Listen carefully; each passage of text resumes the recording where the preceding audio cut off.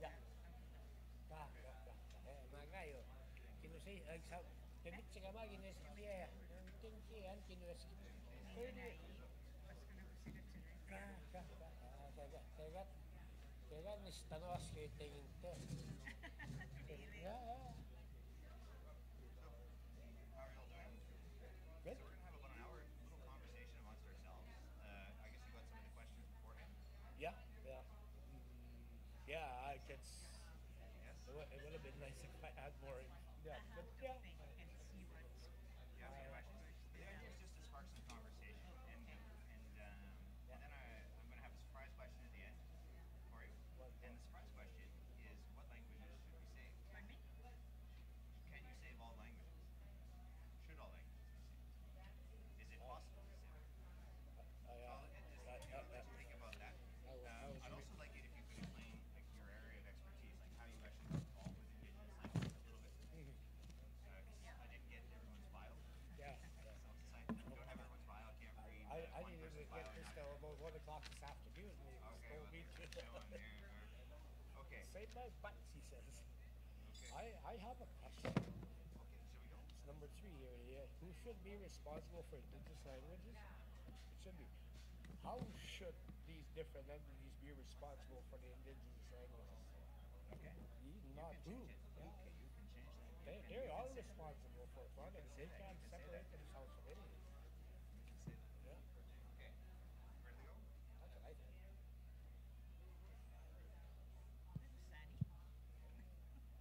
Kaya gusto mo yung mga amatyan. Hello, ladies and gentlemen. My name is Robert-Falcon Ouellette, and welcome here to the Goodwill Social Club here on Portage Avenue in Winnipeg Center.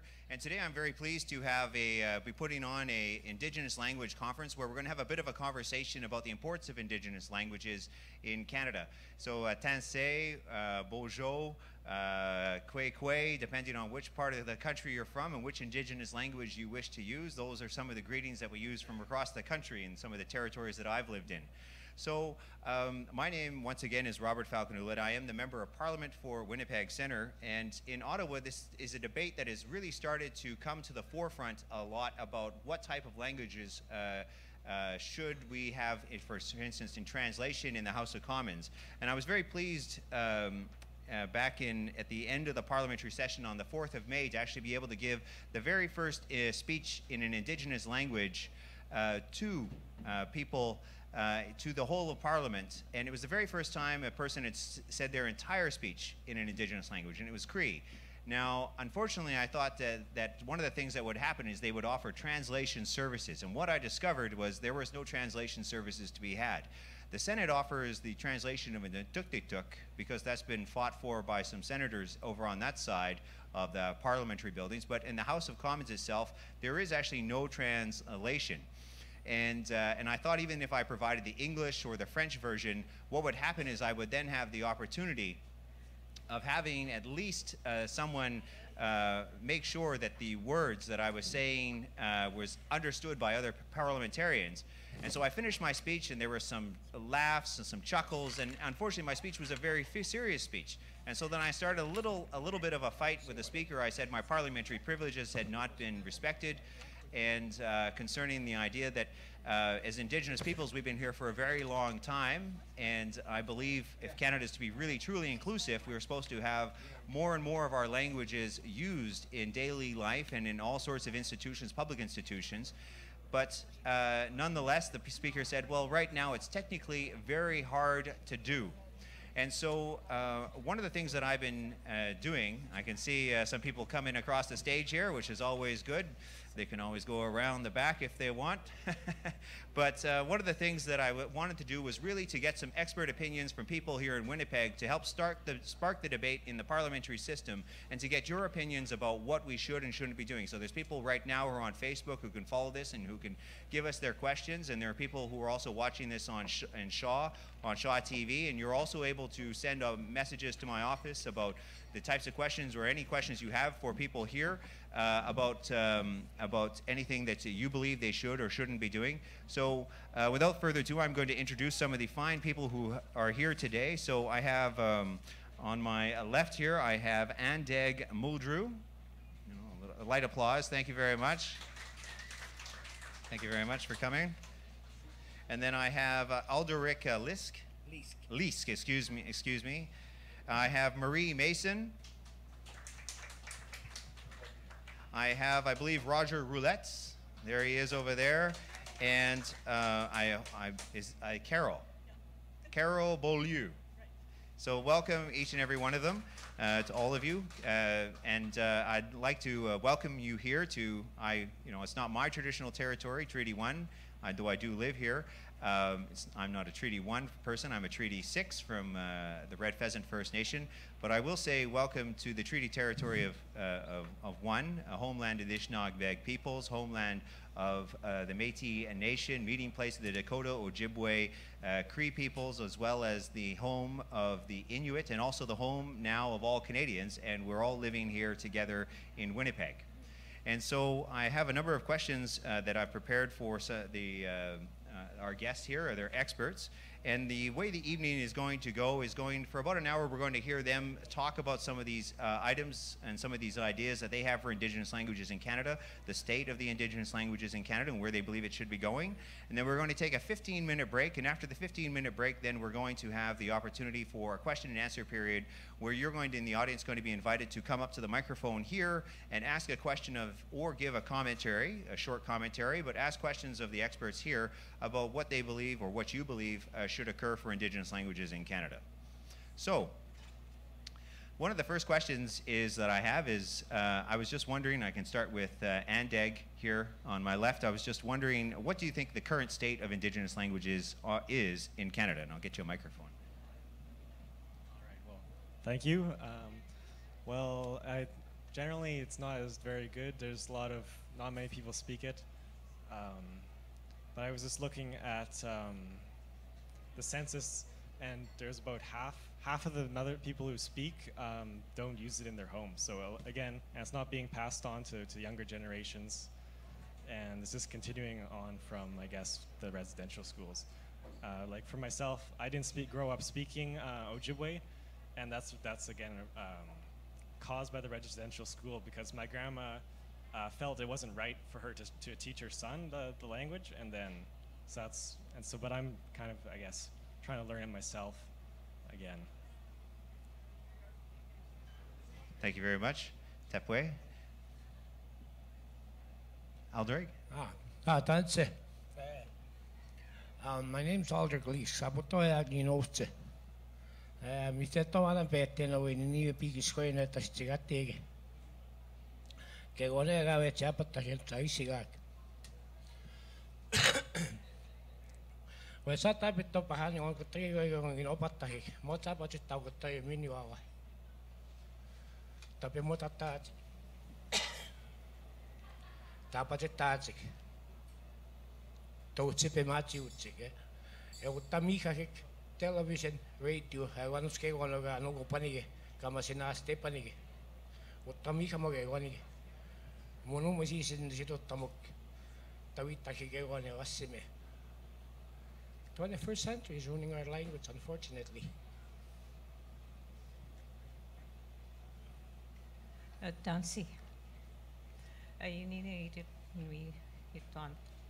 Most kaya sa Spanoma ayamon. Kaya yung biyak. Ayin tayo menina yung Cree. Cree. Ego minai amochikri. Pasko na ko sa kustin na ninakigok. And I want to say that being a Cree-speaking person and also a Ojibwe-speaking person, I'm from Norihos Cree Nation primarily. I was born and raised in Norihos. And I'm really concerned with the state of our Indigenous languages, all of them right through Canada. They're not going to survive within maybe a couple of decades due to the fact that a lot of our children are losing the language. My children speak Ojibwe and Cree, and I had to really push them to do that. And even now, because I'm not there, they're sort of losing it. So anyways, I'm really, really, truly concerned due to the fact that we're not teaching that language. I know on the reserves they do teach, but once they hit the city, like this man here, it's all TV and all other things that blocks them from learning, taking time to speak their language with their parents or whoever they're living with. And it's really sad. And with myself, that's my concern, the loss of our language. Once it hits once it gets off the reserve, a lot of the stuff is gone. A lot of our culture and traditions are gone. Not only is the basis of the culture and religion and those things is not there. It goes. Although there's some people that teach the stuff, the languages, and I'm really proud of those people that do that. Mainly because that's a lot of work. Because I've done that myself, and it's a lot of work. So I'm here to say that we should be up there promoting our languages, getting funding for it, getting teachers who will do the work for it. And with that, I'd like to say thank you for having me here. We also have other microphones we could use. You don't have to. We can pass them around. Hi. Thank you very much, Marie. Can you hear me? We can, Roger. Okay, good. So the state of the languages you were saying, I think for now we're taking them for granted. This is the last generation of people who actually can speak the language really fluently. Example here, my friend and colleague here, we translate a lot of documents and we work very hard at it, but the next generation is going to have a difficulty doing that kind of work. And so we don't prioritize the languages in either written form or otherwise because most Aboriginal people can't write an Aboriginal language. They can read and write English, but they can't do it with their own language. It's unfortunate because every developed country in the world, they all read and write their languages. We don't. A few people like on deck there, he's a second language speaker, and I'm proud of, that he's able to read and write and all that. And so he upstages our speakers of Ojibwe language. And I think that's got to be a priority in writing. We had 1995, around there, we had an orthography conference in Toronto to agree on what writing system we're supposed to have, and we did. So that was how many years ago? That's already over 20 years ago, you know. So to this day, people still can't write the language as to what we agreed on, what orthography we could use, and so on and so forth. So I think that's got to be a priority. As an example, people used to do things by showing by example. Well, the next generation, you got to show them that you can actually read and write your language, not just speak it. I think that's power to the people. But if you don't, then we don't value our languages as much. I work with my fellow, as I said, my friend there, Cree, and I help him write as well. You know, I try to do that even with the OG Cree and so on. So, but there's when we're gone, I don't know who else is going to take over. Okay. And Carol, thank you very much, Raji. Bonjour. Miigwech. Not for me, for him. Just remember to hold the microphone a little closer to your mouth so people in the audience can Okay. hear. Can you hear me okay? Okay, excellent. First of all, I'm not an expert. I don't like titles like that. I'm just an Anishinaabe Kwe. Anishinaabe, but I can't. I don't do that well. But I keep on trying. And Roger is right. we're probably the last generation that actually can speak fluently at age, anybody in their 50s and 60s. After that, it's, you know, hit and miss. For example, myself, I have a great-granddaughter who is 20 months, and I do my best to speak to her all the time. Whatever words I know, I try to pass that on to her, and hopefully it'll pick up somewhere. And the rest of the family is doing it at home, my husband and my other 2 children. I just decided that I have to do something. And that's basically what it amounts to. With the current state of Indigenous languages, it's not good. So we have to do something. Even if you do it within your own home, you just have to do something. Otherwise, they're gone. And that's the way I see it. Miigwech. Thank you very much. A very quick question that I have for all of you. I was just, perhaps a lot of people who are watching on TV would like to actually know, how you came to be interested in Indigenous languages. And so if you just quickly describe, what your, how you became involved. So we'll start with, I guess we'll go down the line again. All right. Well, I guess I should just introduce myself again. I'm Indigenous. Ojujak and Dotem, Bijigokang Donji. And so I'm from Laxol, Ontario, and that's Treaty 3, not Treaty 1 here. But yeah, like I said before, I didn't grow up speaking the language. I just started learning it, I think about 8 years ago from my grandma or my kokum, and just been learning there through different immersion academies and classes at the university. So I'm just going to the University of Winnipeg here and I'm majoring in linguistics. Yeah. Great. Very nice. When I was a little boy. Always starts off with a good joke. I like that, yeah. But that is true, yeah. I was born and raised with loggers and fishers in the north end of Lake Winnipegosis, around the Dawson Bay area. And the English word was hardly ever spoken. On the lake, out in the water, we spoke and lived a functional Cree language that was, land related. Everything we did was land related. So I didn't hear very much English. I didn't even see television until I was 16 years old.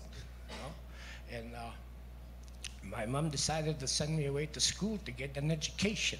Okay, that happened real good, I took that in real well. I got me an higher education in the English language. I learned how to function in both languages in any environment, adapted to every environment. That was on my personal level, right? And as I moved on in the language, I started noticing that in the education system, a lot of our students were denied that knowledge, were denied that privilege, that inherent right to live and speak their languages. They were being denied by government issues, right? Religious reasons. They had barriers put in front of us. So I said, no, you're not going to have your way. I'm not going to give it up. I spent 2 years in detention in high school because I refused to give up my language. That's okay. I read their library twice. I played their game. Anyway, I am probably one of the few people remaining in my community that has the knowledge and the skill to do grammatical Cree structure, both in orthography as well as syllabics. Our younger generation, even though they speak the language, they do not have the knowledge to translate a lot of the words that I use to live. Right? Today they have modern technology. They have to try and tell each other, what a television is or what a computer is. They don't have words for those. We have what I call a descriptive language. That's where we're getting at. If we want to keep on speaking the language, we can make it survive. We can, mini clog and everybody knows what a cup is. Does everybody know what a microphone is in Cree? Kaya miyan tas ukitagus yan. It's a descriptive language. We don't have Unless you're out in the bush, then you yell as hard as you want. And, you know, Aldrich Becky. Oh, I used to hear that there, a mile away. I heard my mother calling me. I came home. Today, you just on the radio when you're 10 miles away, you hear Mama. One advantage of modern technology, I guess. But we know with the language, if we need to continue with this language, we, as in, a group of people, everybody, every entity, be it government, be it church, school, parents, grandparents, if your dog can speak Cree, let the dog speak Cree. But it has to be constant. It has to be from top to bottom. You just can't fragment it and then go to a Cree class from 9 o'clock till 9:30 in the morning and forget about it for the rest of the day. You have to be consistent throughout. Okay, that's just a tip of the iceberg that I touched upon there. Okay, I shall pass it on to this fine lady. Thank you. And I'm no expert. Eko Sani, ayo nista nag-GBM in Mr. Yeyo, ininimoan. I'm quite a good fluent Cree speaker. When I was in boarding school, I was a residential school in Norrie House for 16 years. And that was a long time, but we got to go home sometimes. And during the times that I was at home, my brother, Bernard he used to take me out in a lake in the bush and teach me these things. He used to show me the trees, told me what they were, sista, napaka-astic, and all these things he used to tell me. And afterwards he used to start showing me which medicines there were weakest. And that wild onion, I can't remember what he called it. I guess I wasn't listening at that time. So anyways, our language is very descriptive, and I love the language. And then when we moved to, after my father died, we moved to St. Teresa Point, and then I learned a bit of Oji Cree. Then I had to go out to high school, so I didn't learn that much. But I'm really glad about speaking about the languages that we speak, and I'm really proud that I'm able to speak these languages. Although sometimes I tend to forget it, so I just sometimes go back to the reserve and hopefully to relearn it. But I think our languages are very important. And I think we should, as people, parents, should start doing these things at home. Start learning, teaching our children how to speak this language. I got grandchildren who are Ukrainian, French, Ojibwe, and Sioux. So if their parents could teach those language, oh wow, it would be so great. But when they come home, my children all speak Cree. So I'm really proud that they learned that. So I'm really, intend on having our Cree languages, Ojibwe, and all these languages be taught in the home, in the schools, everywhere. Chimikwech. I guess the question was the importance of the language. Well, the question also, how did you become involved with languages? Oh, okay. And it's just by happenstance that I ran into a friend of mine who took classes. He was a good friend of mine. He was a white guy, so he took an Ojibwe class because he was going through some, I guess, some sort of exploration in his life, and so he took me to this class, this last class, and the fellow that was teaching it, I was thinking, my goodness sake, this stuff is easy, And he introduced me to a friend, your grandmother, and right away she took me to her desk, and we started finishing off her book. And so it was so easy for me to read and write instantly that I thought, maybe there's something there. That I was thinking about all the old people back home where I grew up. Nobody spoke English where I grew up. It's a small village. So I was thinking, all these people that can't speak English don't have anybody to speak on their behalf, to explain their point of view, you know, and so on. I thought, I think I'll do that. So I started doing oral histories, started with the museum.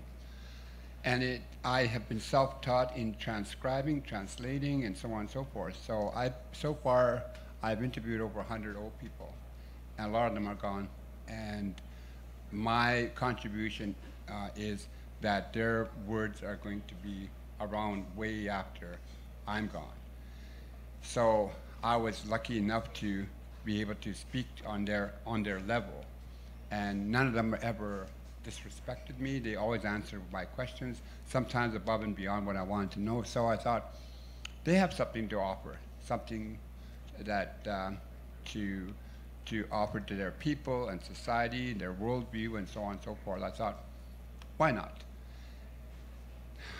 Apparently, there's not a whole lot of money into that because people didn't value it, and to some extent, to this day, they really don't value it. As much as we put in our hours, like Aldrich here and I, we do massive translations and we do transcriptions and everything else, but nobody sees that. It's always, you know, behind the scenes. So I wish there was more value in that, to recognize people like him and others who do all that kind of very difficult, intricate work. And so those guys have to be recognized, I think, anyways. And then the importance of the language, as I said, is that it gives a different worldview. And I think if we lose that, that would be just a shame, you know, that we wouldn't offer that worldview. As I said, once we're gone, the older people are gone, we're not going to be able to capture that again. I think you should grab another microphone, because we keep taking the microphones farther and farther away. My lips can't reach that far. I try, but...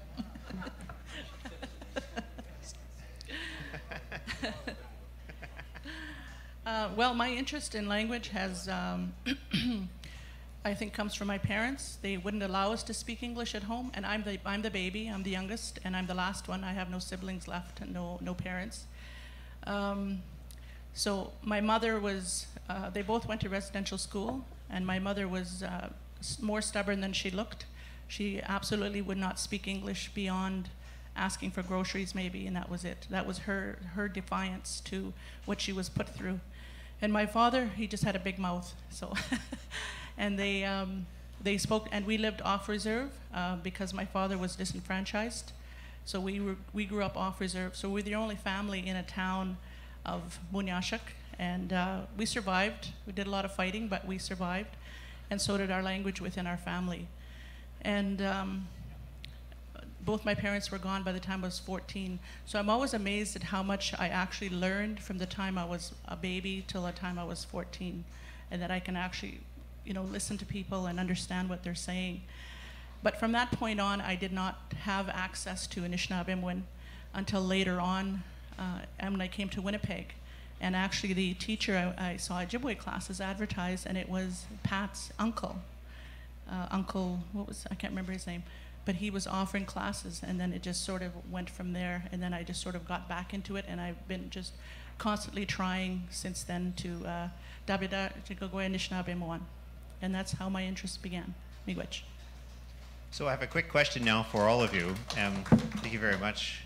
That's a very interesting family history. I was just wondering, what's the actual importance of a language? Because there's a lot of people out there who would say, you know what, just everyone learn English and be it over and done with it. It's cheaper, it's easier. You can go travel anywhere in the world. You can work with the Chinese. You can work in Europe. Everyone speaks English. Why do the Indigenous people need to have these languages? Why are they important? you know, it would just be cheaper to do things maybe a different way. And just being, you know, the devil's advocate here, I was just wondering, you know, to get some of your opinions and thought about that, and why is language important to you?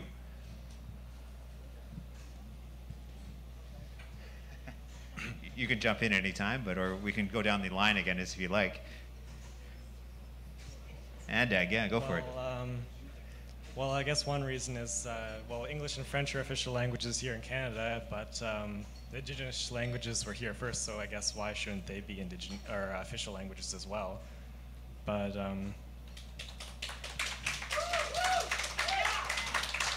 that seemed to got a rise out of the audience here. Right. But I also think that like they're also an important part of your identity, I guess. And that's I guess another reason why the Quebecois are like their language as well. And also here in Winnipeg with French, but yeah, there's definitely a lot of identity in language, and if you don't know you might not know yourself as well if you don't know your language, and also the cultural connection as well. But you also learn the language later on in life. So is a lot of people are, you know, at University of Manitoba or University of Winnipeg, there's a lot of language classes every year. And a lot of young people going and they take the class, but I don't really see anyone producing Indigenous speakers out of those classes. You know, what drove you to actually go ahead and actually sit down with your grandmother and learn the language? That sounds, it's pretty miraculous actually if you think about it. Because everyone's so busy, like we're on our cell phones, we're running around, we're trying to work, we're trying to do school, get the degrees, you know, support our families, everything that's supposed to be going on. So it seems very difficult that you would have the time to go ahead and do something like that. Right. Yeah. Well, why did you do it? Well, yeah. Again, I was very lucky that my grandma taught me, and she knows the language, and well, as a teacher, of course, as well. But yeah, I've been very lucky because she wants to teach it, which a lot of speakers, you know, they don't want to. They have a hard time speaking language, especially teaching their kids. So I've been lucky there, and then also just going to different classes.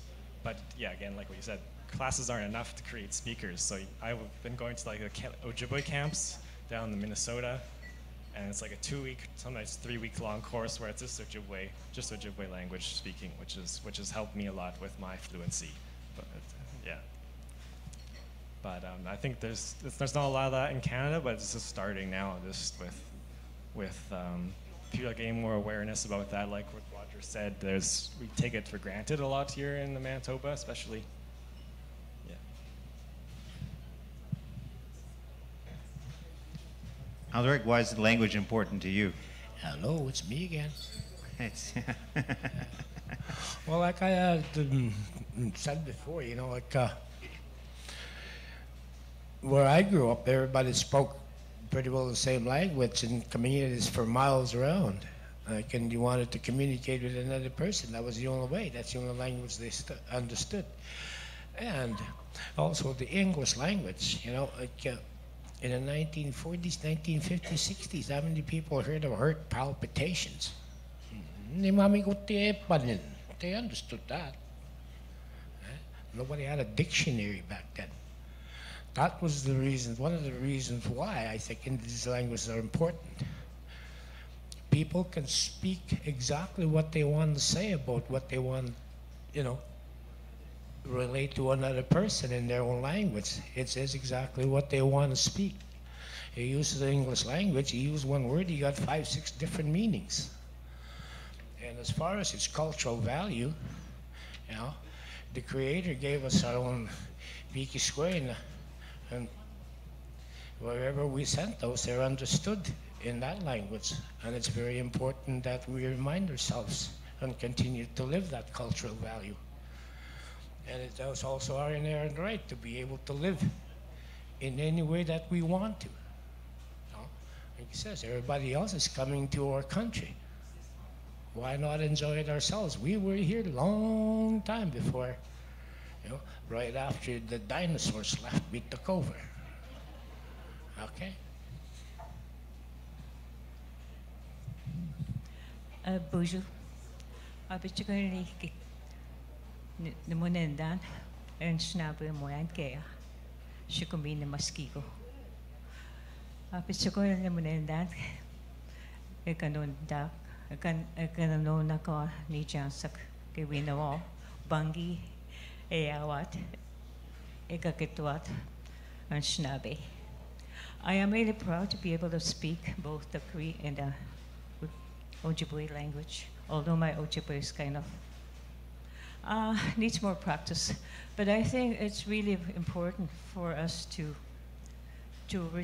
speak our language as well as other language, and to honor other people in their language, to honor my friend Robert, who speaks English, and hopefully someday he'll speak both Ojibwe and Cree. So anyways, I'm really, and I'm glad that people should be able to speak their language the way they want to. And if anybody wants to speak Ojibwe or learns other languages, it's very, very important. And I think people should, and I'm sure sometimes in the future, languages will become global. Hopefully, that's my biggest dream. So miigwech.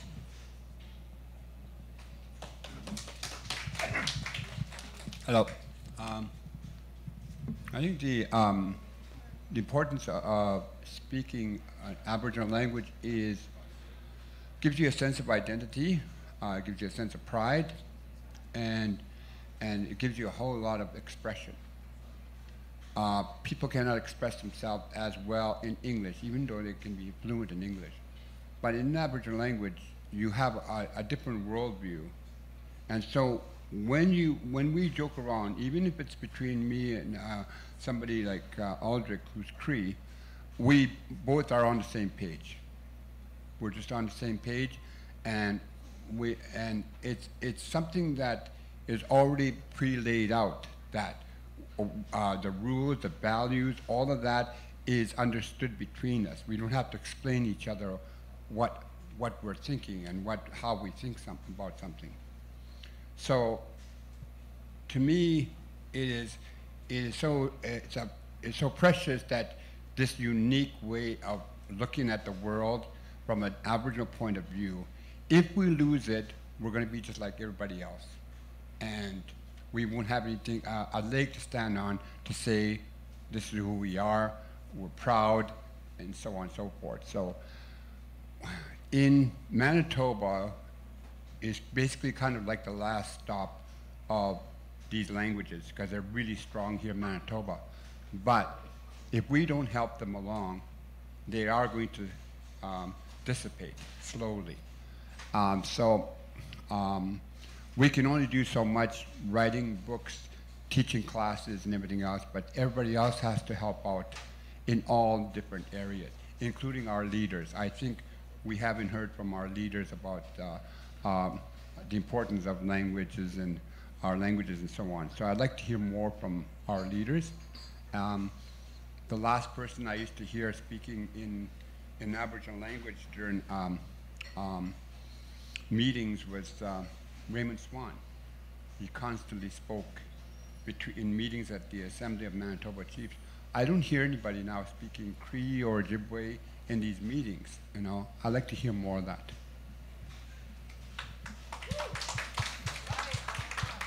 Just real quick question for Roger. When you talk about worldview and you know, you're laying out, you know, your thoughts with someone else who speaks a similar language to you, and you have the same laid out values. What is the differences then that you find between, for instance, the use of the English language compared to the Cree language? Like, how does it change your worldview? How does it?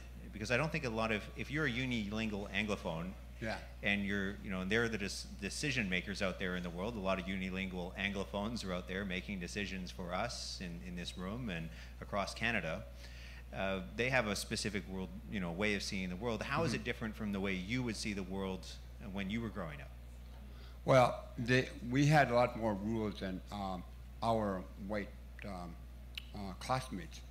We had like 1,001 rules, what we cannot do, we cannot say, and so on and so forth. And that kind of dictates how you're supposed to treat other people, about respect, about things, people, and so on and so forth.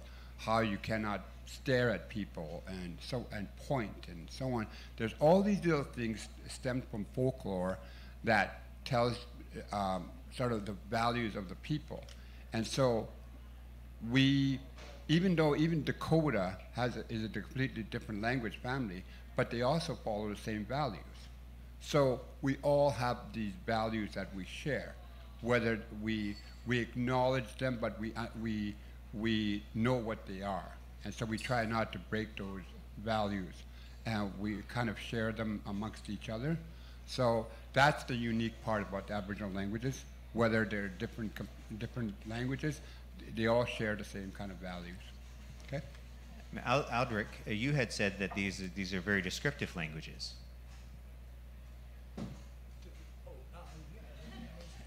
I'm starting to yell here. Don't yell at me. No yelling, please. No yelling. But please speak up.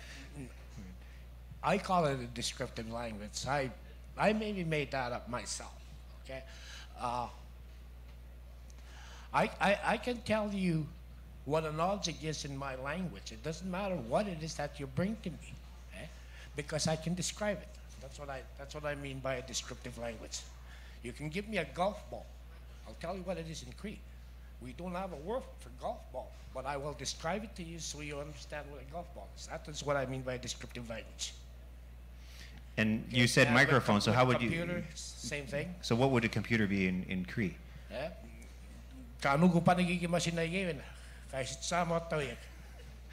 Wow, very quick. So can we break it down a little bit? What you see, what you write, who you send it to. Who you send it to. Yeah. What you see, what you write, who you send it to. Very interesting. That's basically, Anyways, thank you very much. I guess we'll, and one other thing I was going to add on to when Roger reminded me about people using the Western culture, using our language. When we were in high school, we were not allowed to talk our language from 9 till 4, from grade school, even when I was in high school. However, when we played basketball and volleyball, guess what our white coaches made us do? Call out plays in Indian, Beg, Niso, Nisto, Deo, depends on which play we were using, so the other teams couldn't understand what we were saying. We cheated. And Carol? Yes, the importance of language for me, and what I've seen and learned over the years, is what Roger said. It's already laid out for you, your way of thinking. And for me personally, that's how I survived in school. I was the only Anishinaabe kid in the whole school for 12 years. And because I had something else to think about, and a different worldview, basically, I did well. And I did better than a lot of the kids in the school, even though English was not my first language. And I didn't speak English till I went to school. But in grade 2, they thought I was really smart because I could play cribbage. So I was able to add, so they thought I was a genius for a little while, but I was not. But the other idea is, for example, what Roger was saying is the concept. For example, you take a concept like Unchinewen, it's a word in Ojibwe, it means like karma, I guess that's the closest. But it's a lot more than that. It's a lot more, it means how you live your life affects others, and that kind of thing. It's a much deeper thing, and you can't really learn that in a classroom. You have to learn that through demonstration and through another person that speaks that language. So that's what it means to me, and I hope we keep it going. We have to. Miigwech. Thank you very much, Carol. Oh, you'd like to add a few things, for sure?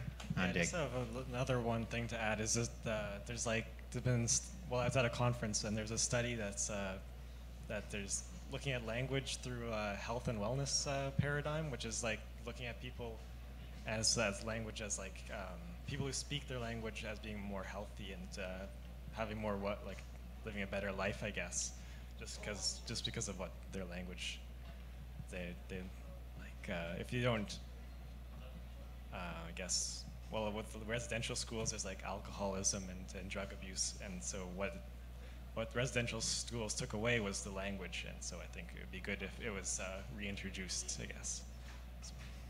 Hi. So I have because we're running a little short of time here, we have about 14 minutes left. I was going to combine a few of the questions. So I guess one of them is, so who should really be responsible for helping to revitalize Indigenous languages here in Canada? Should it be the government? Should it be individuals? Should it be a combination? And I guess the other question is also, what programming currently exists? So where can we go, and how do we get there, and what are your thoughts on that? And I guess, why don't we start at, would you like to start at the other end, or shall we move this way? Oh, I get to go first? Yeah, well, we'll put you on the spot for a little bit. How's that? Yeah, okay. I think it's everybody's responsibility, and especially us as Anishinaabe people, Innu people, Inuit, Dakota. It is up to us. And if it's gone, it is kind of our fault. And that's how I feel. Maybe it's not a popular belief, but it is up to us, because no one's going to save it except us. And we just have to do that. And as far as just use whatever you have. Like now there's lots of apps, like technology, and whatever little bit you know, just pass it on. It's not yours to keep. The language is not yours to keep. Please pass it on if you speak. Even if it's speaking to your neighbor, or you don't have any children or anything like that, or grandchildren, just talk to somebody, like Aldrich said, even your dog. Like just keep it going somehow. And that's basically all I have to say. Just please keep it going. Miigwech. What was the question? What was the question? Well, the question's related to who's responsible for Indigenous languages? Who should help with the revitalization? Should it be the province, the federal government? Should it be schools? Should it be? Obviously we could say everyone's responsible, but who has a specific role to play to make sure this succeeds? Because it hasn't succeeded up till this point. I don't think our experts are utilized to the full extent, to be honest. Our true experts are people who are in the background. Those are the people you go up to. These are people who are creative, they're gifted, and they'll help you with your programs. Like this fellow here. If I wanted to learn Cree, I would go to him and say, what kind of program could I set up? That's what he would do. Bureaucrats do not accomplish a lot of these things. They do the paperwork, right, kind of thing. They organize and everything else, but you still have to go to the experts, no matter what. You cannot write a book unless you know grammar and structure. You cannot teach a class unless you know grammar and structure. And you cannot write a grammar book, dictionary, without that background. So you gotta find these people who have that capability, and just honor them and hire them, and they don't need anything other than just the acknowledgement that they have a gift. It's some things that you cannot get from school. It's some things you cannot buy, and one of them is that ability, creativity, and so on and so forth. So I think our experts are not being utilized, in my opinion. I think you should seek them out, and find them. The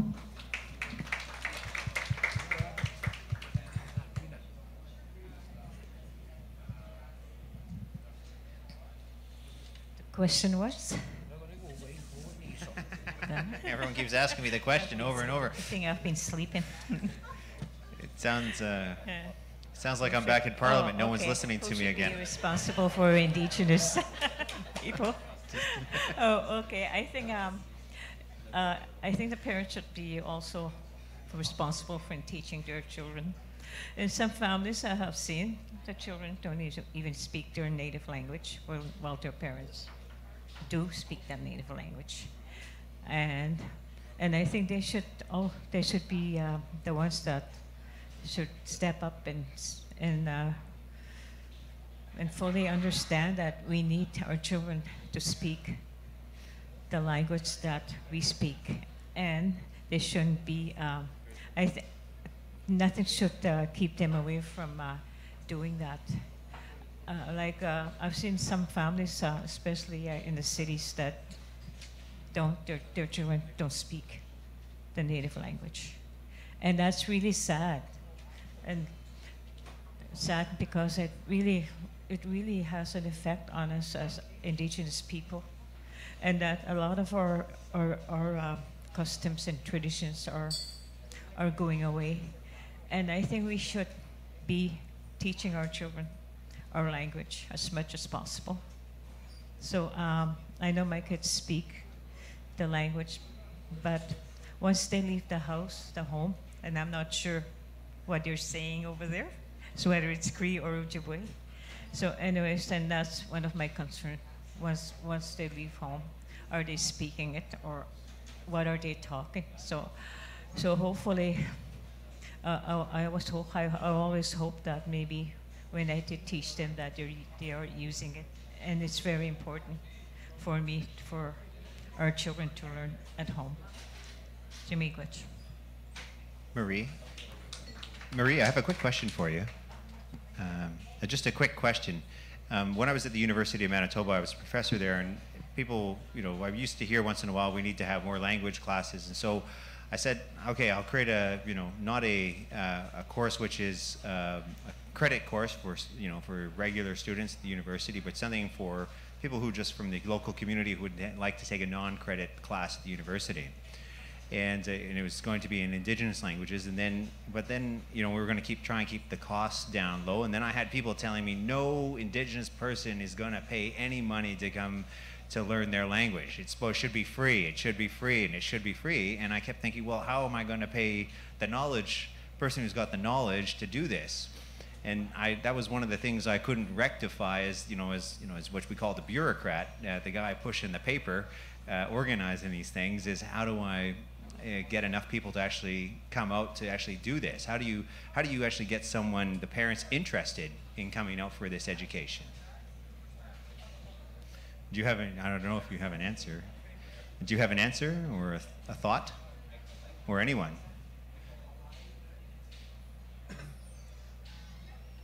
Microphone. What was the question again? Love it.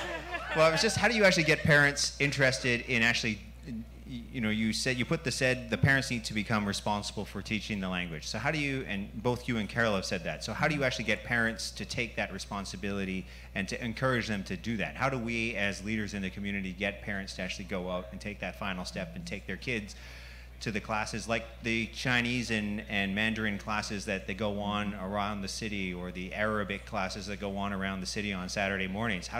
And they do it, they show up and they pay money, they go do this. How do we actually get parents to do it?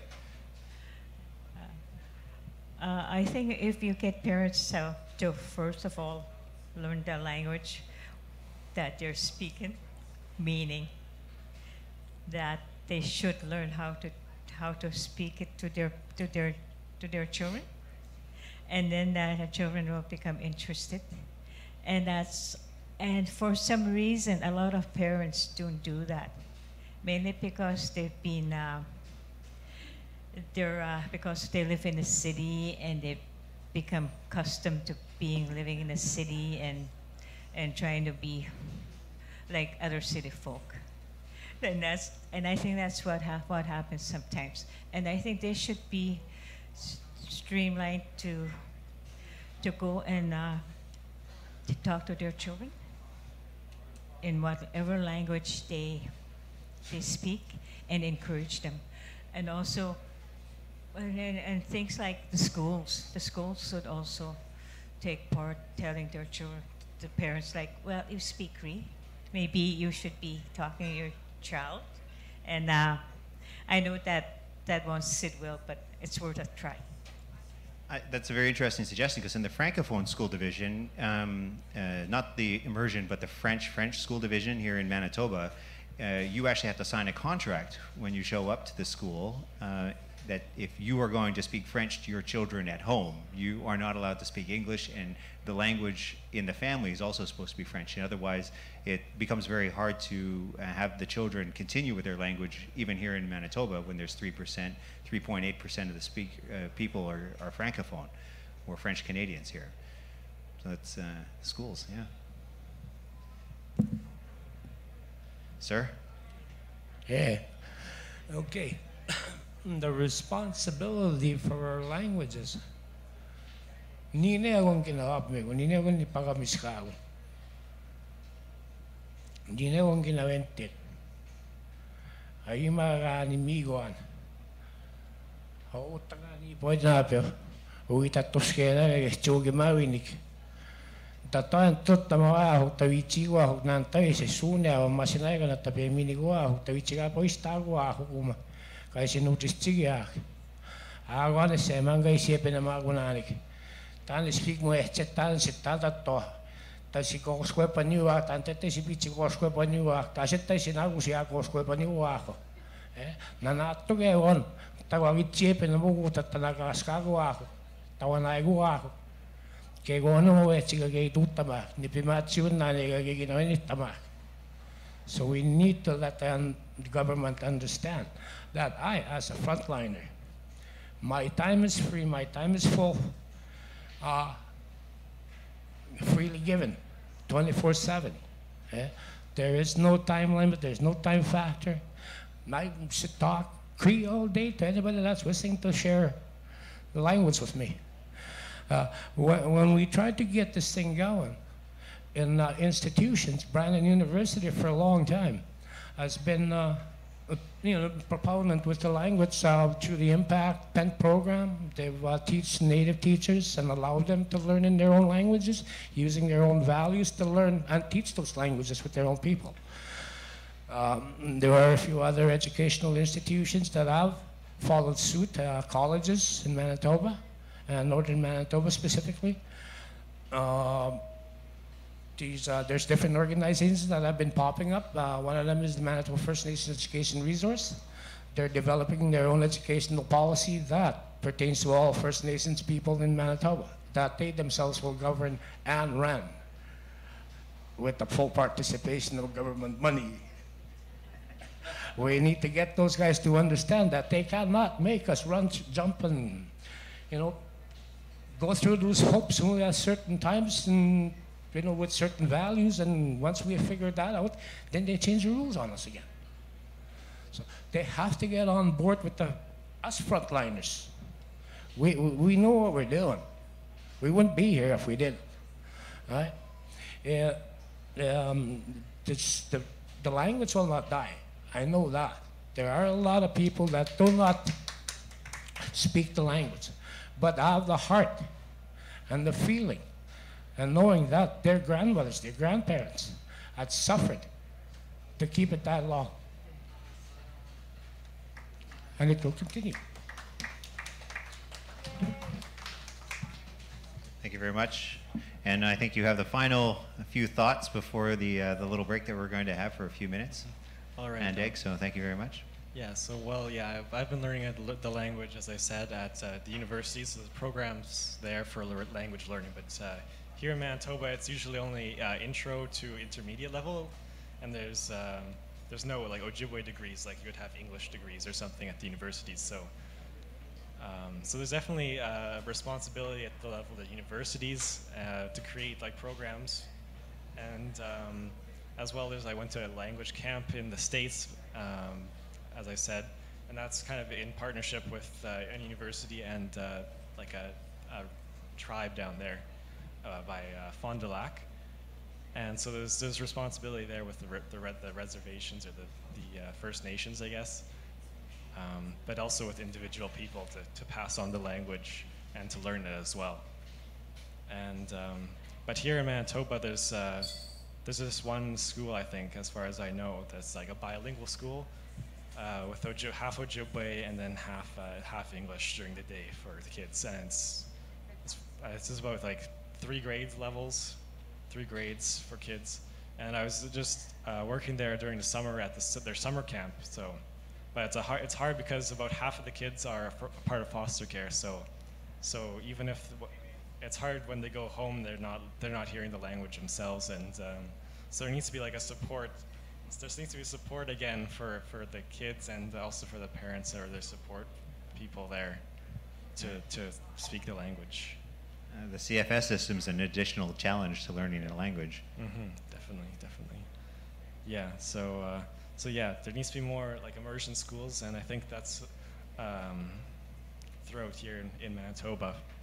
So I had an opportunity visiting a school in Saint Laurent for the Métis, and when I went to visit the school, it was just recently started. It was about it started 15 years ago, and Saint Laurent people had stopped using the Michif and the French language. The grandparents spoke it. The people in their 50s understood it, and the children, the people having children didn't understand anything at all. And couldn't speak it.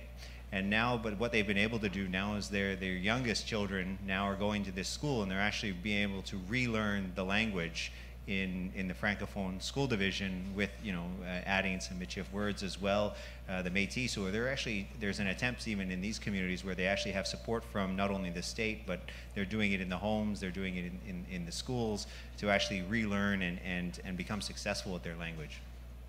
So, it could be a model that we could use here for across Canada, even here in the city, perhaps. Right, yeah. Anyways, thank you very much. We're going to take a very short break. Once again, I'm Robert-Falcon Ouellette, and I'm here at the in Winnipeg Centre at the Goodwill Social Club, and you're watching Shaw TV. And I'm here with Marie Mason, Andeg Muldrew, Carol Beaulieu, Roger Roulette, and Aldrich Leask, excuse me once again, I apologize. And we're going to take a 15-minute break, and then we'll come back and we'll have the question and answer period. And if people have questions they would like to answer online, you're welcome to do so. And we'll have the microphone set up over here. So tapo yakikitwam till in a few minutes.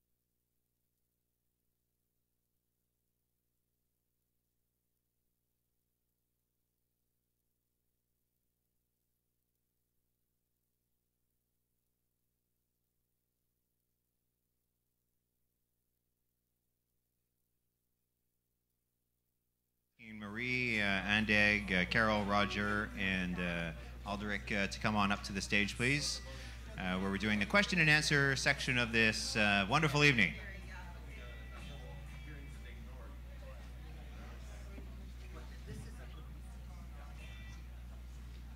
You guys are doing great. He's tired.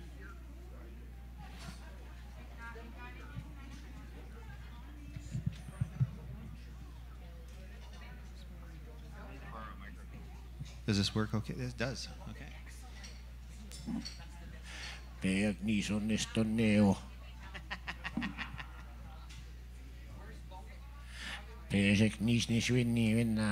lost. Did we lose people? Is he coming back?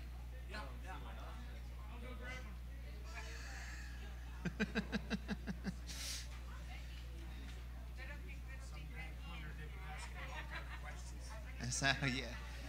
Someone got cornered outside getting asked everything.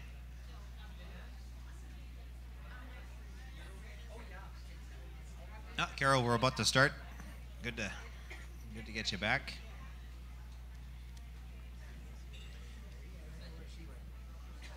We can even why don't we even put you over here, Carol? Carol, why don't we get you here?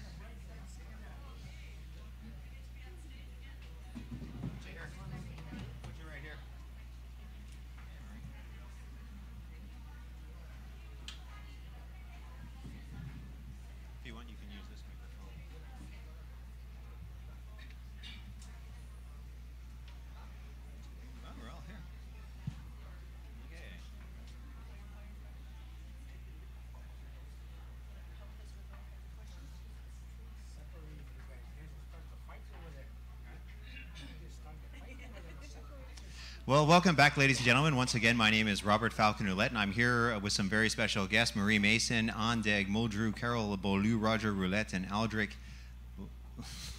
Leask. Sorry, I keep mispronouncing it. I felt absolutely horrible about that.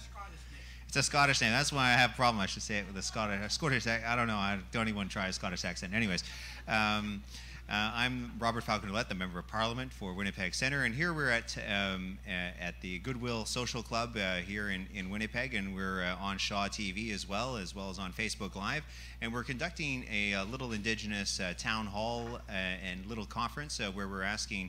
We've been, for the last hour, been asking some questions from our fine invitee guests, and they've been very humble, and they don't want to be considered experts, yet they are experts in the language, and they do all speak the language and have an awful lot of experience in learning the language as a second language, but also in teaching the language. So anyways, I'm very humbled to be up here with them, and but right now it's the time for the question and answer section of this, and if people do have questions they'd like to ask a question, I invite them to come up to the front, and in fact I'm going to head down here, and the way it's going to work is we're going to ask a little question, and you can come here, so whoever would like to be first, you can speak into the mic for Shaw, and then also address the crowd, and then if you have a direct question to any of the people up here, please, you can ask them, or you can also, it could be a general question to everyone.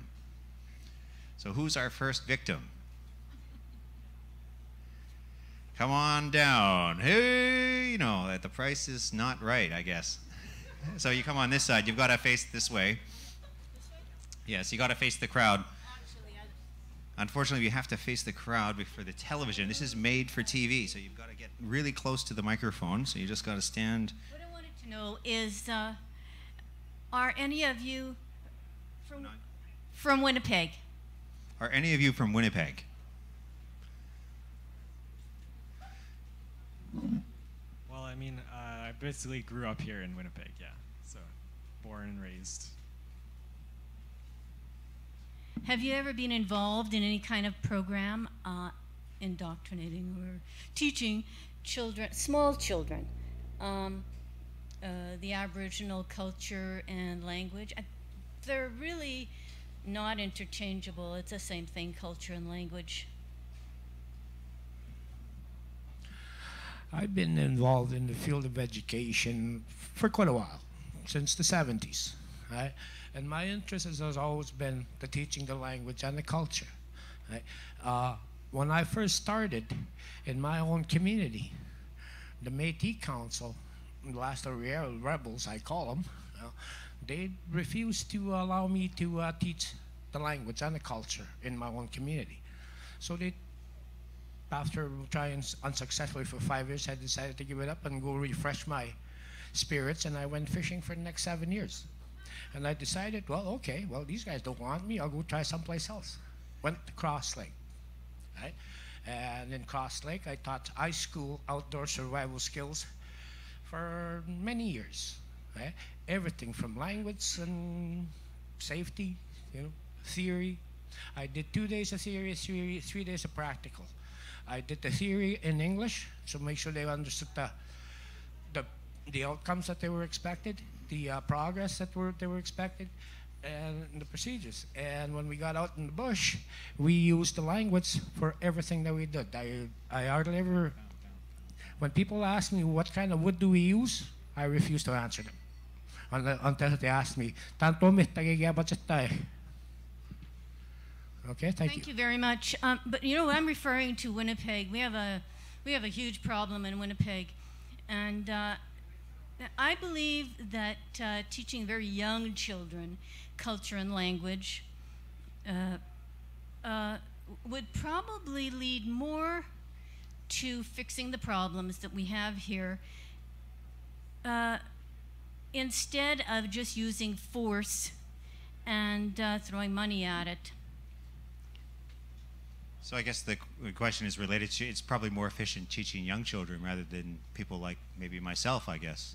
Well, different cultures function differently, but I think in Winnipeg that would be one of the fixes, one of the things we could do to change that. I was speaking to Carol, and she said in her community that it would probably be better to go from the parents to the children, but over here we have such a small resource. We have a small community that could probably change that we should actually start on the ground and small. Anyway, that is my question. I'm done. Thank you very much. Thank you very much. Yeah, so I was working during the summer at the Seven Oaks Ojibwe language camp, and so there's a wide range of ages for the kids there. There's ranging from about 5 to 18. So it was a 4-week program, but it was more just preparation for the school year, which they have there. So at the Riverbend School, which is a bilingual program. And yeah, so again, it's hard because about half of the kids are in the foster care, and so it's hard to connect with their caretakers to continue their learning like after the school program or after the school. And but a lot of the stuff they learned there was cultural knowledge, again, just because it's hard for them. It's hard for them to learn the language in such a short time, I guess, and with not really any prior knowledge. Yeah. Thank you very much. Young lady, I guess. Just stand right here. Thank you. Bonjour, Nandinawe Maganatuk, Lokol Indigenous, Makwa Nandudam, Gaoka Sing Nandunji, Métis Krinish Nabinandao. And I guess my question is a former student at the University of Manitoba, and now I'm staff. I'm trying to figure out the inner workings of the system to try to help implement sustainable Indigenous languages at the university and post-secondary level. And currently, right now, you can't even minor in it. Although they say you can, you really can't. And we're lucky if we get beginner classes going. And we're so lucky now to have Andig now as our beginner Ojibwe teacher. So we're very, very lucky and fortunate. And last year, as a student, I was able to advocate for an intermediate Ojibwe language program, and unfortunately there was only enough money for it to last for a half a year. So right now I feel very fortunate that I have more students behind me, also some faculty as well as community members, and I'm wondering if you have advice of how we can get through this process of paper pushing. And I was told by someone that we really should be finding the language speakers first and then going forward with language classes, because oftentimes as post-secondary, we create the curriculum first and then trying to find the people. So it's going back to the question of who should be teaching this language, and if you have advice as someone who can possibly navigate the internal workings of it, as well as the students who also have a very loud voice and say in this matter. Who would like to take the question?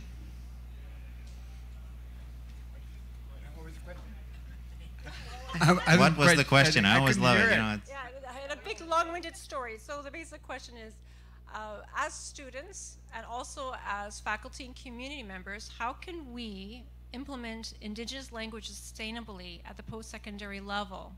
And if you have any advice or experience with that matter of how we can make our voices louder and bigger and what we can do. I think what you need to do is you have to access the people that know the languages so that they can teach more teachers. Post-secondary education doesn't teach you that level of what a speaker can actually teach you. So that's the first step. Second step is that the schools have to have a standard form of the curriculum so that when people get to university, they're all on the same page and the same level kind of thing. But we don't have that right now. And I'm sure organizations are wrestling with it, but as I said, you still need the experts to set the outlines and the groundwork and the foundation for standardization of this. Otherwise, it won't go anywhere. You have to have a standard form, not a curriculum, so that everybody can follow it, and that's the way to do it. Roger, I had an interesting conversation with a gentleman named Senator Charlie Watts, and he's in Inuktitut from northern Quebec in Nunavik, which is northern Quebec. And he, about 20 odd years ago, when he tried to start getting the Inuit language into the Senate for his speeches, he discovered many barriers, and one of the principal ones was how to say a word. What was the standardization around the language? How do you actually get people then having a, what's the word for parliament? And everyone using the word for parliament. What's the word for senator? And how do you say senator? And how do you say honorable senator in a translation? And how do you say computer? Like you like to say it one way, Aldrig, and someone else likes to say it a little bit differently. But how do you come up with that standardization, and who does that? So he spent some of his own funds as a senator, and he brought people together from many of the translators, and they sat down for a couple weekends where they actually tried to come up with this. And it was an awful lot of hard work, as you know, because the Inuktitut language is very widespread across the north. You know, you have the west, you have the center, you have the east, you have up into Greenland, even a little bit into Russia and other parts in Finland and other peoples. And so I guess they felt there was a little bit of it was something that was very difficult to do. But how do you, and you talked about this earlier, is how you tried to do the standardization 20 years ago. How do you actually then go about actually creating that standardized curriculum that everyone can have the same base level and then they move up? It's actually fairly easy in that you follow what the language dictates, because it has its own grammar.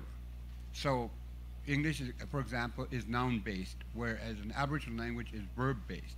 So you have to start teaching that.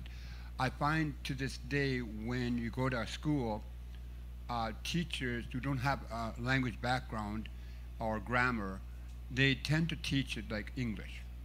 And you can't do it. That's reversed backwards. You can't teach your numbers, your days of the week, and all this stuff that nobody uses on an everyday conversation. You got to use what is productive in the language itself. Verbs are most productive. So to say, "Are you hungry?" that is much more better than saying Tuesday. You know what I mean? So you got to use it. You got to use the most productive form of the language, and that includes expressions and all these other things.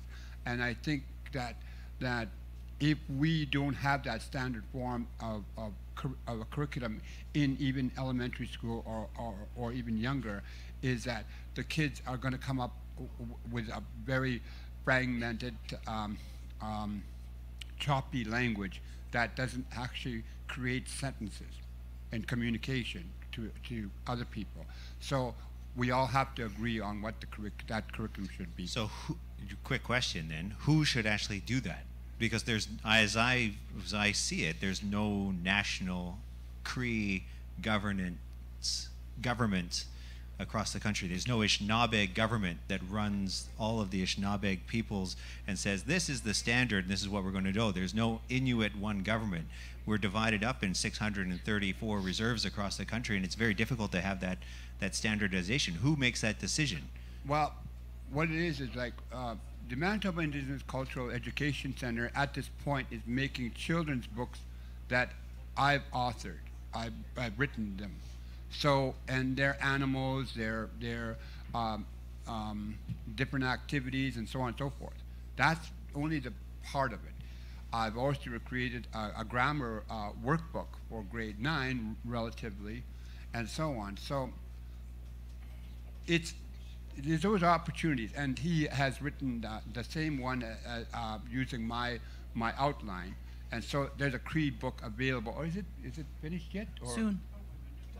Soon. Okay, it's finished now. The Cree. Okay, there's a Cree grammar book that'll be finished, and so on and so forth. So, and Andek's grandmother has done hand pocket books in Inuktitut, in Ojibwe, Oji Cree, and so on and so forth. So, because it's not prioritized, it's not that it's not on the table right now. So we have to scramble for the funds these organizations have to scramble for the funds themselves so that we can do the work that we need. And so, we can only do so much. Okay, thank you very much. Carol, you want to just address that a little bit? Just a little bit. We just basically have to make an arbitrary decision and concede it to some degree. I know people say, well, if we do the double vowel writing system, for example, it's not in my dialect, it's not. We have to let that go and not have it as a barrier. We're creating our own barriers sometimes. And the double vowel system is not hard to learn. And like those kinds of things, we as a people, as a nation, or Anishinaabe or Innu, we have to make a decision and say, let's go with this. I mean, whole countries have been able to make that decision, and we need to be able to do that too. And it's not going against anybody from any particular area, like Saskatchewan or Manitoba or Ontario. It's just, we just have to make that decision because it's for the benefit of all. It's for the benefit of the language in the future. We can't just think about now, we have to think about later on. So we just have to come to a decision, even though we may not like it, we have to say, yes, this is what we're gonna go with. That way. Next, thank you very much. A little pause. Next question from this young gentleman here. I'm not sure if that mic works, but the question is, we're curious about thoughts about the best way to revitalize the languages. So, thank you. So I get a general question, your thoughts about how to revitalize the languages. My learned friend to my left here mentioned verbs, action words. That is probably your best bet. Do things and use the language while you're doing things. We always have this issue, and it's going to be an issue. It's not going to be solved. Standardization of language is not going to happen. Like, you will not have a standard form of Cree because there are too many different community dialectical groups. However, the methodology of teaching the language can be standardized. Reverend James Evans did a very fine effort in defining the Cree language into the written form when he formed the Cree syllabics form. Right? There are, I believe, 46 or 64, I can't remember which number, but there are those basic symbols that cover all the languages, all the Cree languages. And fortunately too, other linguistic groups have picked up on those symbols and have used them to use in their own distinctive linguistic groups. There will be no standardized language, Cree language, Nina, Kina, Nia, Nisa. They're all different in their dialectical change, but we can always teach them the same way, How do you use a horse? That kind of stuff. You can standardize that language, that methodology. Tim. Miigwech. Next question from an audience member. Hi, my name is Sean Peranto. I'm a professional videographer, owner-operator of my own production company now. my interest lies in language preservation. Several elections ago, the Liberal government promised $50 million towards language preservation projects. Well, when Stephen Harper took over, he shrunk that down to $3 million, called it the Seniors for New Horizons grant, and opened it up to all cultures. Now, a guy like me who's very passionate about the language, I'm from Duck Bay and come from Cross Lake on my Cree side, and my Ojibwe side's Duck Bay. We are actually Soto-speaking people there, and we're actually Ojibwe. And so I see a lot of, you know, a huge gap in preservation and the federal government caring, actually giving a shit about our language. And there's companies like me who've been around for 20 years that don't get a fair shake to preserve our language. Say, for instance, with Roger. Roger and I went up to Pine Creek. We did a language project together. It was a preservation project. It was from that Seniors for New Horizons. Well, I've been trying to get another grant like that to preserve our various languages throughout the country and the province, especially in Manitoba, and cannot find the dollars to do that because the federal government doesn't care about our people's languages. But my company does, Red Roots Productions, and I'm focusing in on our health, our education, and our language especially. We really need to preserve the language in its language so we can share it with future generations. And I know 80% of the people up here, they're very good people, and they're very highly respected by myself and the work that I do. And I've worked with a few of them, actually about 4 of them. So I think there needs to be a lot more done about our language preservation. And if you want to talk about it, I'm always open for discussion. I'm on Facebook, and you can find me very easily. Thank you. Well, thank you very much, Mr. Pronto, for the general comments. We appreciate it. Though I know in December of 2016, the Prime Minister did attend the Special General Assembly of the Assembly of First Nations, where he made an announcement that the federal government was going to be introducing an Indigenous Languages Act. So the very first time we have that in Canada, and it's still in the development right now. So this is why events like this are important, because you know, we'll go back to Ottawa and be able to inform the Prime Minister and the Minister of Heritage, Melanie Joly, what should actually be in that. And anyway, so for the next questioner or comment from the audience, if you just have to come stand here, we'll get you stood up. You got to just stand here because we're going to face the audience because it's for made-for-TV event. Hi, Tanse Colleen Oman Nitisinehason, Gunasewi CP Nidustin, and I am a grade 1, kindergarten, grade 1 Cree bilingual teacher for the Winnipeg School Division, and I came out here so I can invite our elders here and language keepers to my classroom. But I also wanted to share, Winnipeg School Division has a bilingual program that we do the language all in the language, in the language, and our curriculum is based on the 13 moons, Turtle's Back, and everything that the students that are learning in a language are in a language. And oh, sorry, it's hard to speak with that. And they also learn the traditional teachings of drumming, smudging, prayers, and the 4 medicines. I just wanted to share that with you, and also our classrooms are open to accepting students for the kindergarten.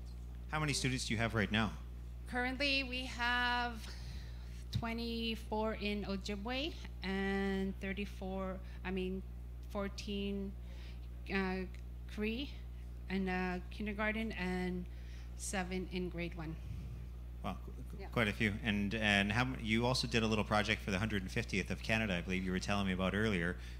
How many words did they learn? Okay, so we did an interview, a major celebration for the kindergarten students, and I was asked at an interview how would our classrooms will be celebrating 150 years in Canada, And I'm coming from an early years experience, and I wanted to focus on positive impact that our language program has.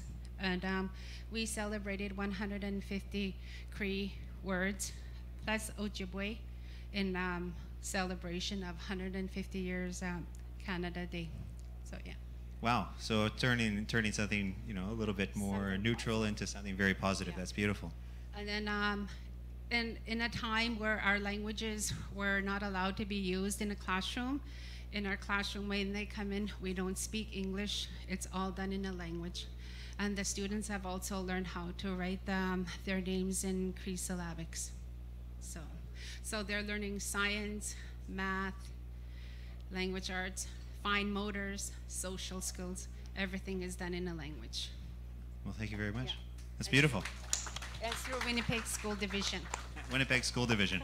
So that raises actually another question that I have then for the panelists here is, should we use syllabics or letters? Which is the preferred method to teach Cree, Anishinaabe? What? Because you know you see it. I was once at a conference in Quebec City, and you know there was Dr. Bernard Saladin, who spent the last 40, 50 years translating. They took language from Nunavik into syllabics. Excuse me. And anyways, he translated them, and then they had the youth conference at the same time at this major conference, and he asked the students what they were using. They said, "Oh, we don't use that. That's for the older people. We use the letters." And he said, "Well, I made all this effort. Maybe if I'd known this 40 years ago, I would have done things differently." What should they be using? What should we use? Carol here alluded to a little earlier on that she's familiar with the double vowel system, right? I use a different, I use a consonant vowel system with the little marks atop the long vowels. So we have different methods on how we do it. However, if you use the syllabics, each symbol represents a basic simple sound, right? If you study those syllabic sounds, it doesn't matter how you write it or which way you write it or which methodology, whether you use the 13 moons or the turtle back or the TP model in teaching the language. It doesn't matter which one you use with the syllabics. And if you started from there, you will get your sentences right all the time. If you start using the Roman orthography, right? With the Roman orthography, the vowel system, sometimes French people use, Ukrainian people use that same vowel system in the English, and the vowels all have different sounds in those languages. But in the native languages, that symbol represents just that one sound. You can't change it. So it's a lot easier for me anyway to teach syllabics. This sound represents that sound. This sound cannot be changed to represent a different sound. So you're not making things simple for us. I'm looking for the black and white answer. You're giving me, everything. Maybe does anyone else want to chime in or? I think the important thing at early years especially is not to focus too much on the literacy part, because it's important that the children know the sounds first of the language. So putting too much, whether you put syllabics or Roman orthography, it's fine to put it on the walls and that kind of thing, but I don't think it needs to be focused on that. The language, like actually speaking to the kids and having the kids talk back to you, is the most important at that age. And then when you get into grade 2, 3, whatever, then you can make that decision to go into this, whether you want syllabics. And also, I think we can do both. We're all very smart people, and I think we're very capable of all kinds of, we learn English, right? So why not the rest? Miigwech. So next question from the audience. Next. Hey. Yeah, it is you, yes. How are you doing? I am good. See, I gotta stand on my dance here. Lorraine George and Tisinigas and Chimawawinik and Tutin, Voice of the Northman and Tisigiskenimigok. Giskinoma Agani is the high school, Children of the Earth, grades 9 to 12. Cree language, Agomina, ni nakatuta man our lesson plan sete ayan Ojibwe mi na apisis pangis. Nikiskino magan mama sisete. My name is Lorraine George from Chimoawan Cree Nation, and I teach high school Children of the Earth, and I also do a radio program where I speak the language, the Cree language, NCI, that I do that Monday to Thursday for a 1-hour program. But I wanted to just to mention or share that we keep talking about how do we, with education, to retain, to revitalize our languages, how do we bring it back? It's like, first of all, teachers. We are in need of Aboriginal language teachers. And for me, like, most of them do not want to relocate to urban areas, to the cities, to come and teach. And for me personally, I believe that, you know, the government took away our culture, language at residential school, but we do not look back, keep looking back to that. And we are the ones that are trying to revitalize what they took away from us, and we still have to pay the ridiculous amount of taxes we pay working in a city. It's like we're screwed still. And so one of the things you're asking for then is, because you're paying taxes as well, that you should also receive equal services from the state for the support of your culture and languages. yes, well, because we lost our culture and language at residential school, and they were the ones responsible that took that away from us. And also, we keep talking about like how to retain languages. The way I teach, like not really pen and paper. Like, you have to hear the language. You have to constantly, like oral, you have to, because it's repetitive, right? How you learn it. And my vision would be to have a school outskirts of the city of Winnipeg, because we are the largest Aboriginal population in Canada. We should have our own school where we take our children Monday to Friday and just teach them the language. They just hear the language Monday to Friday. I think that's how the reason, like one of the reasons we can bring it back, to revitalize, to retain it. And also, I had an experience that this young man keeps mentioning about CFS. And I see that, like, they send these children that are in care into summer camps. That's what we should have for our languages. You know, send our kids to 2 weeks to go camp and learn just the language, because language and culture are interconnected. Like, you can never separate them. And the best way to learn languages is land-based teaching. You know, because you come into the city, you move here for reasons medical, if your parents have to come here for medical and you have to live here, and you know, you're lost. So the way I see, or I notice that when I take my students out on the land, when I take them medicine picking, like those kind of teachings, culture teachings, like there you can see the difference, that they are so free when they learn off the land. We cannot always keep students in a classroom setting. Here. Let's throw this question out to Marie, because we haven't heard from you for a little while, and I apologize. You've been very humble sitting there.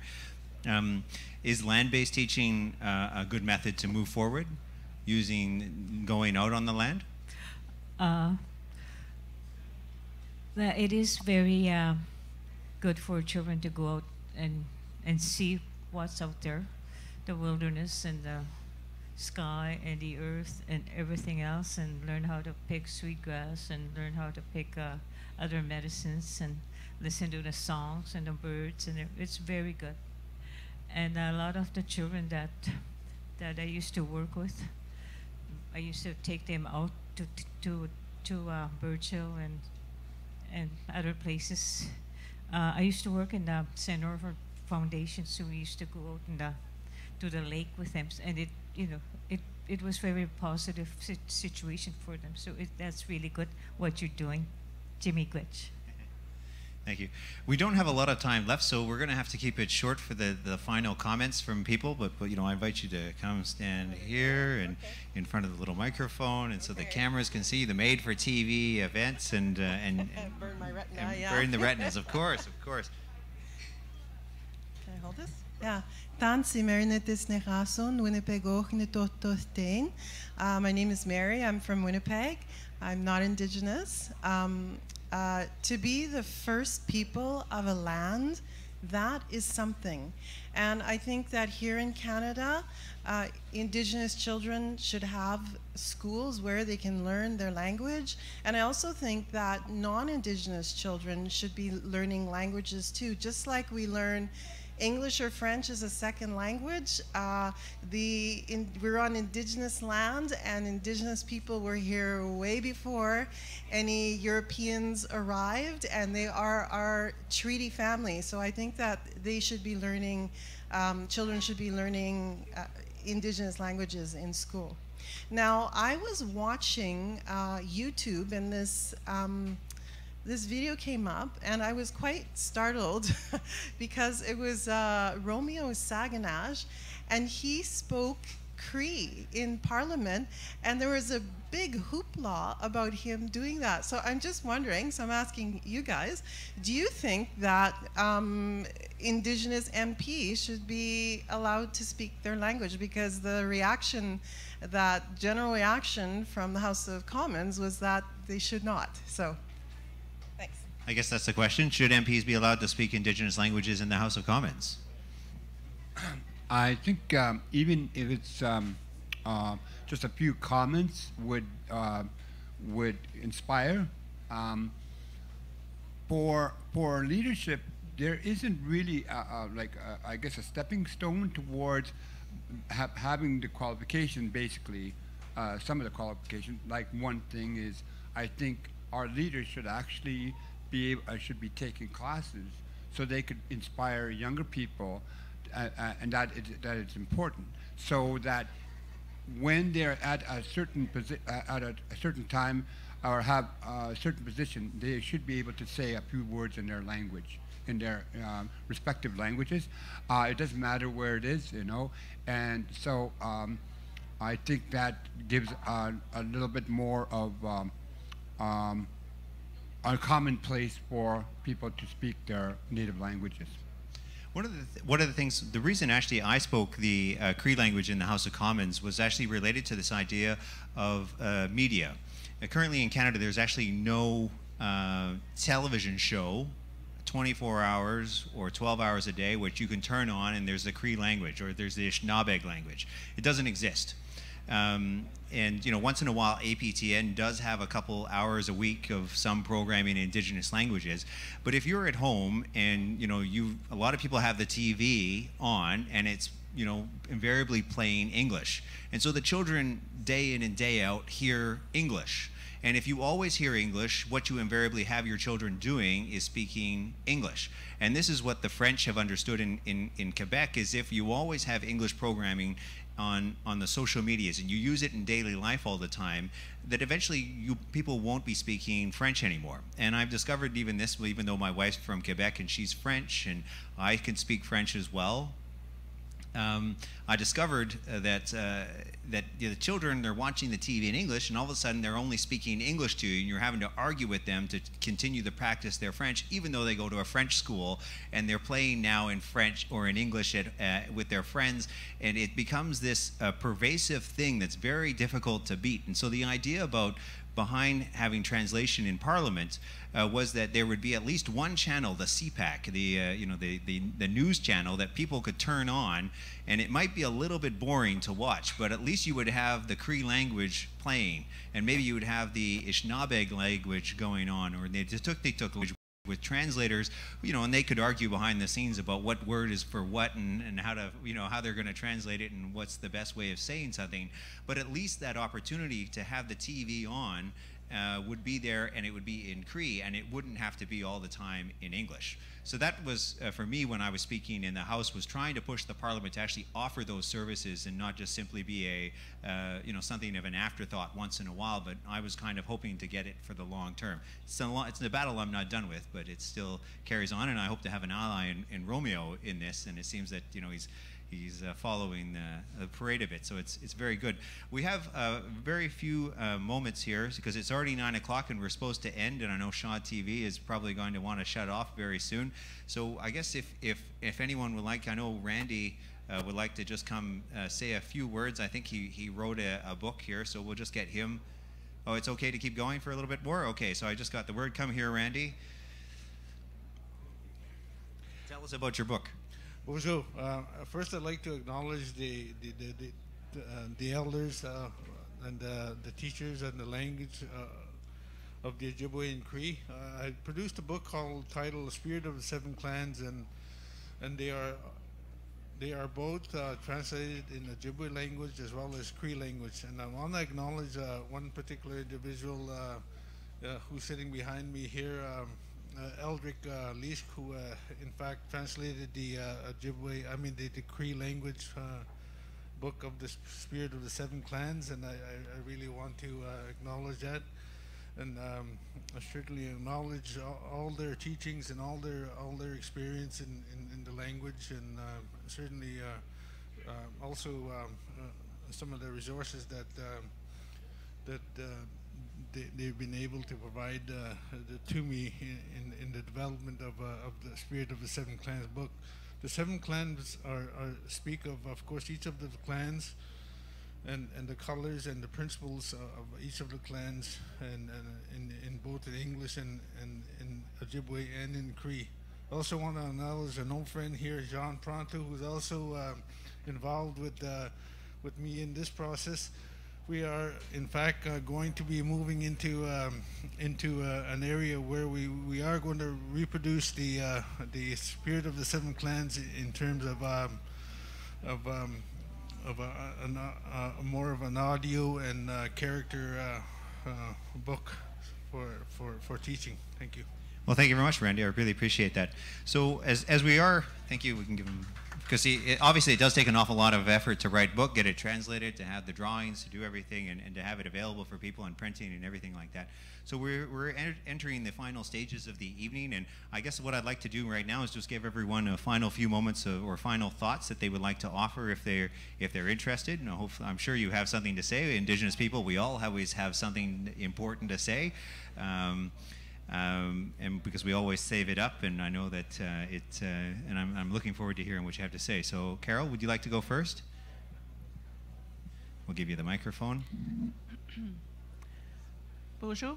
Thank you very much for allowing me here today and to speak. I try my best to speak from the heart, and I just I hope that we can help. And if you don't speak your language or you're not sure, just help somebody else do that. And I know there's a lot of allies out there, and we really appreciate their assistance, and we just have to keep on keeping our language, whatever language that may be, and just do the best that you can and help out other people. If you're not able to do it, just help somebody else. Apachimigwich. Definitely. And Egg? Right. Well, yeah, I think our language revitalization is very important, and also there are many levels that, and just don't be afraid to try and learn your language. It's not impossible. It's not very difficult at all. It's very easy if you know the right things there and you get the right courses and everything. How long did it take you to learn? Well, I've been learning since I was about 11. So around 10 years. A decade. It takes you about a decade, but we can do it. It depends on where you go, I guess. Yeah.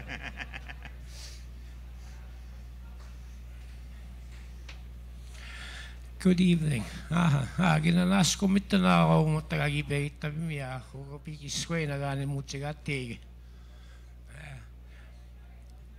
Gagas meterita tuaski mana istan papa mostane pami vice ya no maga kaise nutsistan yakmana. Omutaga pichete paska ning mane toba kaitsega tekmina kottaga ni kitte paskana. Kegatatuaski. Mama Wapio Getashitahik. Every province once a year as a national or as a provincial elders gathering, discussing our culture, our ways of beliefs, and how we do things, how we talk about this.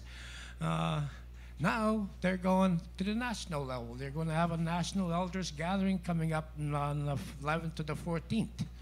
And guess who's going? I was invited to represent one company in Winnipeg. So I'm going to be going there. And these concerns that the provincial elders have, I believe when the national elders get together and we speak with one voice of many languages, we'll be able to convince our colleagues here in this fine suit to help us with the funding and whatnot and get this our language, you know, back on horseback and on buffaloes and mooses or whatever we ride out there, and we can have fun in our own language in our own ways with our own lifestyles. Aha, miigwets, kinanas ko mitinawa.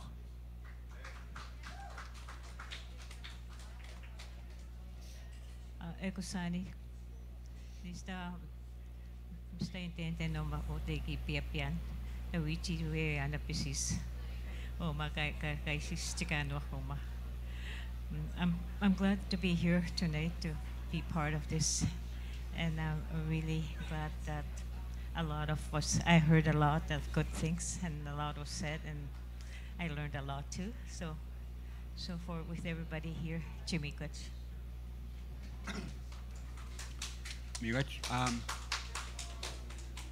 Nunca mai gizastoya yamen kan wash megi mama we awichi de simen mi wanchi ga mi no ses no kego azam gan gi mama we no kisi men ego ta ji kamang kinacho ai chu queen no kego ta ji kamang mi ete mi no semak. I'm saying that we are a fragmented community. We won't be able to be as successful if we don't work on some things together. And as far as I know, that's how things were done in the past, how our ancestors have succeeded in I guess, resolving a lot of issues. So I think the Aboriginal community has to work much more together instead of apart and in islands, because we won't get anything done. All right? We wait.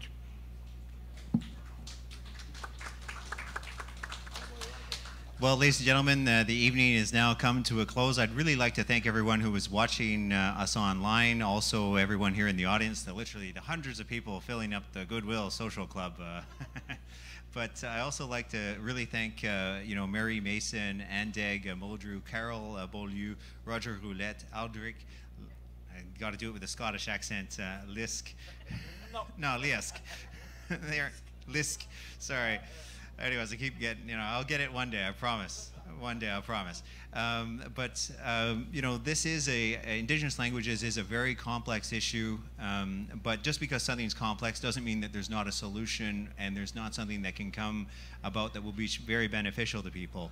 And I think this is often an issue that when you look at, for instance, the French language here in Canada and its role, they receive an awful lot of support from the government because, it's a basic human right to be able to speak our language. To have your culture, to have access to that culture, and to make sure that it can last for generations.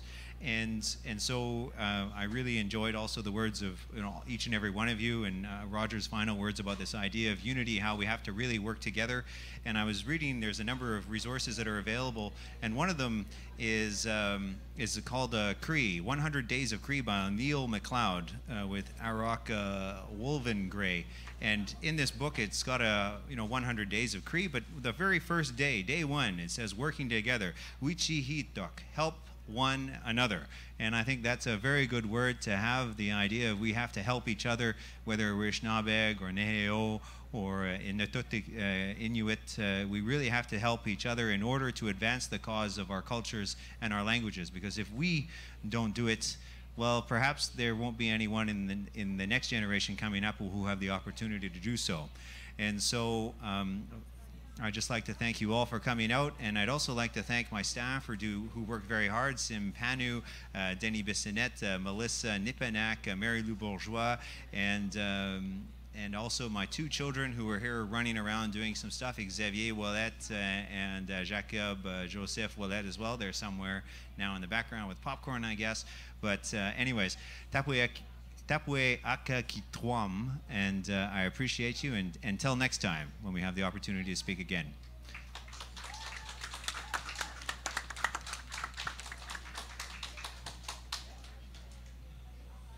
Nice, there you go. Okay. Thank you very much. I really appreciate everything you did. Carol, that's fantastic. Fantastic. Inspiration.